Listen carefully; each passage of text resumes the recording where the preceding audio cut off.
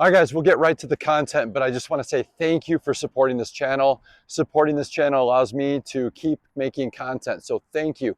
If you haven't already, please click below and subscribe. That really helps me out a lot. Without further ado, enjoy the video.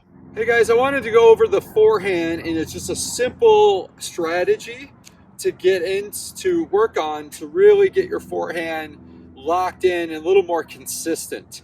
I feel like forehands can come and go pretty well where, you know, you're hitting great and all of a sudden you lost your forehand, and it just happens to be a little bit, you're swinging fast, a lot of elements occurring to the forehand, but I don't want to get too complicated with it. I just want to give you one little tip here, and that tip is I call it the slots position. So getting your racket in the slot position is where all good players do.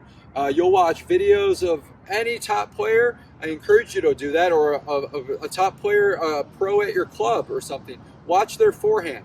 They all have different take backs, you know. Some like to bring it up here, some like to bring it down here, strings to the up here, strings down. It really, the unit turn is different to a lot of players. But the big thing is when I'm about to swing, right before I start my forward motion, my strings are down. And if you can hold that position for about 1 second, I really feel that you will have a lot more opportunity to hit a consistent tennis ball.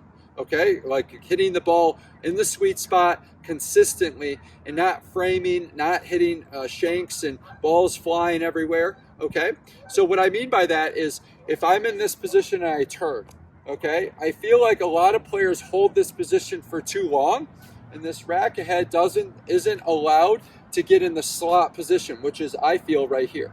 So slot position can be many different ways of doing it. You can be here for a lagged forehand, which I've shown in a video before, where the fist goes forward and you're whipping through that ball.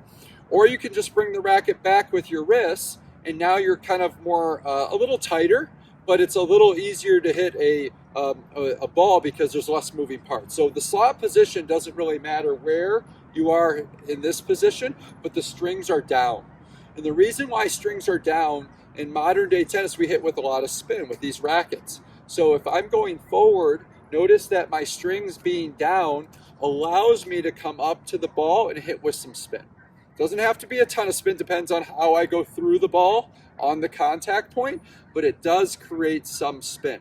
All right, so I'll see a lot of players that hit pretty flat, and they have a continental eastern grip, and their strings are here. They're going to be coming at the ball very, very flat, with a very flat trajectory. So this doesn't allow you to get spin, and it's very hard to control the ball. So notice that this coming to the ball isn't what we want. We want to come up through that ball a little bit more. So getting in the slot position allows that to happen.